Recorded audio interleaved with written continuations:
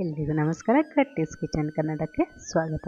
ಇವತ್ತು ಮಾಡೋಣ ಸ್ಪೈಸಿಯಾಗಿರೋ ಖಾರದಿರೋ ಕೊಲ್ಲಾಪುರಿ ಮಿಸಲ್ ಮತ್ತು ಹಳದಿ ಸ್ಪೆಷಲ್ ಲೈಟ್ ಫ್ಲೇವರ್ಡ್ ಅನ್ನ.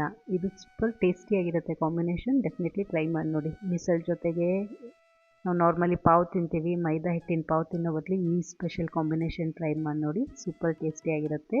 ಎಲ್ಲರೂ ಇಷ್ಟಪಟ್ಟು ತಿಂತಾರೆ ಮತ್ತು ಬೇಕು ಅಂತ ಮತ್ತೆ ಮಾಡಿಸ್ಕೊಂಡು ತಿಂತಾರೆ.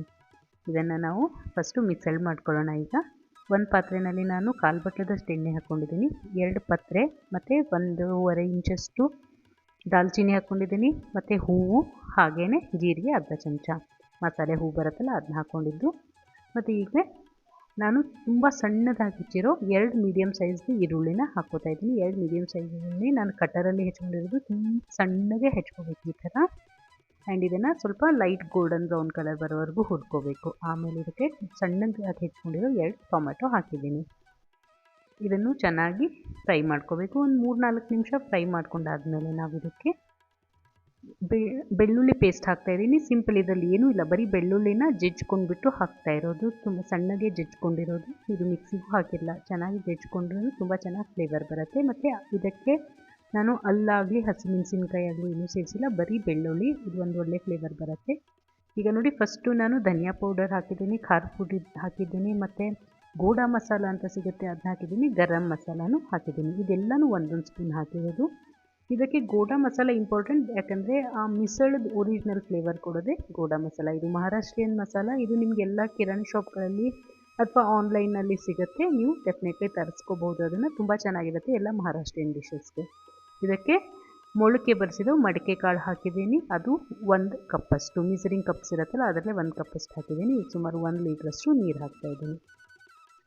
ಇದನ್ನು ಸುಮಾರು 30 ನಿಮಿಷದವರೆಗೂ ಬೇಯಿಸಬೇಕು. 1 ಲೀಟ್ರ್ ನೀರು ಒಂದು ಅರ್ಧ-ಮುಕ್ಕಾಲು ಲೀಟ್ರ್ ಹಾಕುತ್ತೆ. ಆವಾಗ ಮೀಡಿಯಮ್ ಫ್ಲೇಮಲ್ಲಿ 1.5 ಚಮಚ ಉಪ್ಪು ಹಾಕಿಬಿಟ್ಟು ಇದನ್ನು ಕಂಟಿನ್ಯೂಸ್ ಹಾಗೆ ಕುದಿಯೋಕ್ಕೆ ಬಿಡಬೇಕು. ಕುಕ್ಕರಲ್ಲಿ ಹೊಡಿಸ್ಬೋದು, ಬಟ್ ಅದರಿಂದ ತುಂಬ ಜಾಸ್ತಿ ಬೇಯೋದ್ರಿಂದ ಅಷ್ಟೊಂದು ಟೇಸ್ಟ್ ಬರೋಲ್ಲ. ಹೀಗೆ ಓಪನ್ ಪಾಟ್ನಲ್ಲೇ ಮಾಡ್ಕೊಳ್ಳಿ. ಈಗ ನಾನು 2 ಸ್ಪೂನಷ್ಟು ಎಣ್ಣೆ ಹಾಕ್ಕೊಂಡ್ಬಿಟ್ಟು ಮತ್ತೆ ಜೀರಿಗೆ, ಪತ್ರೆ ಮತ್ತು ದಾಲ್ಚಿನ್ನಿ ಹಾಕ್ಕೊಂಡಿದ್ದೀನಿ. ಈಗ ನೋಡಿ, ಇದು ಬೇಯೋವರೆಗೂ ಸ್ವಲ್ಪ ಇನ್ ಬಿಟ್ವೀನ್ ಹಾಗೆ ಸ್ವಲ್ಪ ಕೈ ಆಡಿಸ್ತಾ ಇರಬೇಕು, ತಳ ಹಿಡಿಬಾರ್ದು ಅಂತ. ಈಗ ಇದು ಚೆನ್ನಾಗಿ ಮಸಾಲೆ ಹೊಂದ್ಕೊಂಡಿತು ಎಣ್ಣೆ ಜೊತೆಗೆ. ಈಗ ಬೆಳ್ಳುಳ್ಳಿ 10 ಎಸಳಿದೆ ಮತ್ತು 1 ಮೆಣಸಿನ್ಕಾಯಿ ಇದೆ ಅಷ್ಟೇ. ಖಾರವಾಗಿರೋ 1 ಮೆಣಸಿನ್ಕಾಯಿ ಮತ್ತು ಒಂದು 10 ಎಸಳು ಬೆಳ್ಳುಳ್ಳಿನ ಜಜ್ಜಿಕೊಂಡ್ಬಿಟ್ಟು ಹಾಕಿದ್ದೀನಿ. ಬೆಳ್ಳುಳ್ಳಿ ಚೆನ್ನಾಗಿ ಬೆಂದಾದಮೇಲೆ ಅರ್ಧ ಚಮಚದಷ್ಟು ಅರಿಶಿನ ಹಾಕಿದ್ದೀನಿ. ಈಗ ಚೆನ್ನಾಗಿ ಇದನ್ನು ಮಿಕ್ಸ್ ಮಾಡ್ಕೊಳ್ಳೋಣ. ಮತ್ತು ಸುಮಾರು 1 ಚಮಚದಷ್ಟು ಧನಿಯಾ ಪೌಡರ್. ಯಾವುದೂ ಮಸಾಲೆ ಇರಲ್ಲ, ತುಂಬ ಲೈಟ್ ಫ್ಲೇವರ್ಡ್ ಇದು.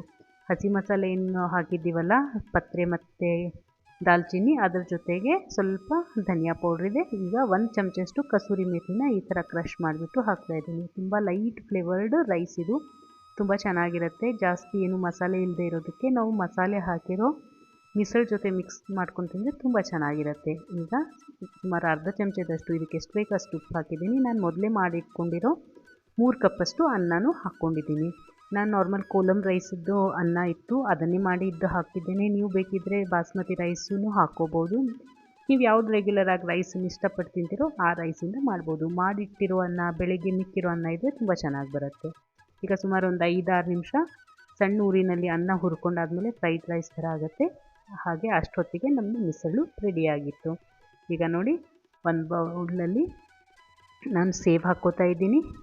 ಅದ್ರ ಮೇಲೆ ಸ್ವಲ್ಪ ದಪ್ಪ ಸೇವ್ ಹಾಕ್ಕೋಬೇಕು, ತುಂಬ ತಿಳಿದು ಹಾಕಬಾರ್ದು. ಸಣ್ಣದು ಹಾಕಿಬಿಟ್ರೆ ಅದು ಬೆಂದು ಹೋಗಿಬಿಡುತ್ತೆ. ಸ್ವಲ್ಪ ದಪ್ಪ ಸೇವ್ ಮೇಲೆ ಬಿಸಿಯಾಗಿರೋ ಮಿಸಳು ಹಾಕ್ತಾಯಿದ್ದೀನಿ. ಅದ್ಮೇಲೆ ಇನ್ನು ಸ್ವಲ್ಪ ಸೇವ್ ಹಾಕಿ ಅನ್ನದ ಜೊತೆ ಕಲಿಸ್ಕೊಂಡು ತಿಂದರೆ ಸೂಪರ್ ಕಾಂಬಿನೇಷನ್. ಡೆಫಿನೆಟ್ಲಿ ಟ್ರೈ ಮಾಡಿ ನೋಡಿ. ಹೊಸ ರುಚಿ, ಬೇಗ ಆಗುತ್ತೆ. ಅರ್ಧ ಗಂಟೆನಲ್ಲಿ ಎಲ್ಲ ರೆಡಿ ಆಗುತ್ತೆ. ಮಿಕ್ಕಿರೋ ಅನ್ನ ಇದ್ದರೆ ಅನ್ನನೂ ಇಷ್ಟಪಟ್ಟು ತಿಂತಾರೆ ಎಲ್ಲರೂ. ಡೆಫಿನೆಟ್ಲಿ ಕಾಂಬಿನೇಷನ್ನ ಟ್ರೈ ಮಾಡಿ ನೋಡಿ. Thank you very much for watching.